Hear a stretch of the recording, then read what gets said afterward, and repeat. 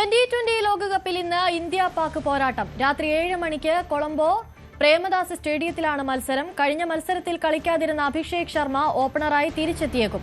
അതേസമയം മത്സരത്തിന് മഴ ഭീഷണിയുണ്ട്. ഹരികൃഷ്ണൻ ചേരുന്നുണ്ട് കൂടുതൽ വിവരങ്ങളുമായി. ഹരി, ഇന്ന് ഇന്ത്യ പാക് പോരാട്ടം നടക്കുകയാണ്. പോരാട്ടം മഴയിൽ അലിഞ്ഞു പോകാനുള്ള സാധ്യതയുണ്ടോ? എന്താണ് നിലവിലെ സാഹചര്യം?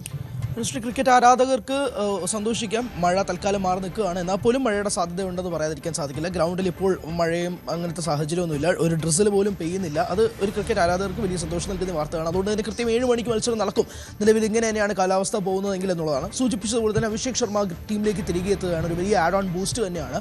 T20 ലോകകപ്പിൽ 7-1 മുന്നിട്ട് നിൽക്കുകയാണ് ഇന്ത്യ. ഒരു കളി മാത്രം ജയിച്ചിരിക്കുന്ന പാകിസ്ഥാന് ഇത്തവണ ഒരു ചരിത്രം ഒന്ന് തിരുത്തി കുറിക്കാൻ സാധിച്ച് ഒരു 7-2 ആക്കാൻ വേണ്ടിയിട്ടാണ് പാകിസ്ഥാൻ ഇറങ്ങുന്നത്. നേരെ മറിച്ച് 8-1 ആക്കാൻ ഇന്ത്യയും.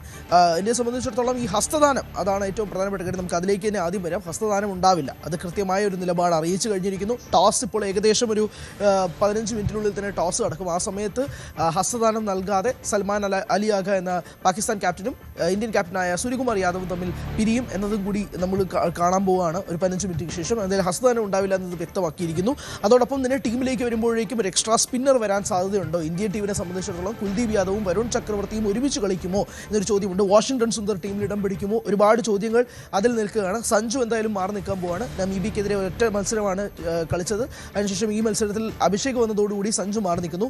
പാകിസ്ഥാൻ ഏറ്റവും പ്രധാനപ്പെട്ട ട്രംപ് കാർഡ് എന്ന് പറയുന്നത് ഉസ്മാൻ താരിഖ് എന്ന സ്പിൻ ബോളറാണ്. ഉസ്മാൻ താരിഖിനെ കളിക്കാൻ വേണ്ടിയിട്ട് ഇന്ത്യൻ ടീമിൽ നല്ല പണികൾ നടക്കുന്നുണ്ട്, നല്ല ടാക്ടിക്സ് നടക്കുന്നുണ്ടായിട്ട് മനസ്സിലാവുന്നു. വാശിയേറിയ പോരാട്ടം. സാധാരണ ഒരു 1 സൈഡഡ് ഗെയിമാണ് ഇന്ത്യ പാകിസ്ഥാൻ നടക്കാറുള്ളത് കുറച്ച് വർഷങ്ങളായിട്ട്. പക്ഷേ ഇത്തവണ പാകിസ്ഥാൻ ടീം നല്ല സെറ്റാണ്. ഒരുപക്ഷെ പാകിസ്ഥാന് ജയിക്കാൻ കഴിയുന്ന ഒരു ടീമായിട്ട് വേണമെങ്കിൽ പോലും വിളിക്കാം.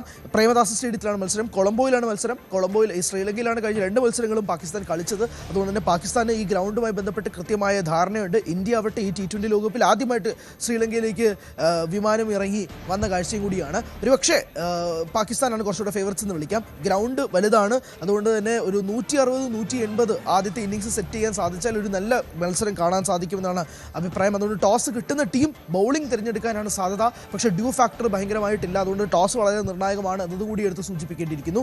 എന്തായാലും ഹസ്തദാനം ഉണ്ടാവില്ല എന്നത് കാര്യം കൂടി വ്യക്തമാക്കുന്നതോടുകൂടി കുറച്ച് നിമിഷങ്ങൾക്കുള്ളിൽ തന്നെ ടോസ് ഉണ്ടാവും. 7 മണിക്കാണ് മത്സരം നടക്കാൻ പോകുന്നത്. ഒരു വാശിയേറിയ പോരാട്ടം തന്നെയാണ് ക്രിക്കറ്റ് ആരാധകർ പ്രതീക്ഷിക്കുന്നത്. അനുശ്രീ, ശരി, MS ഹരികൃഷ്ണനാണ് കൂടുതൽ വിവരങ്ങൾ.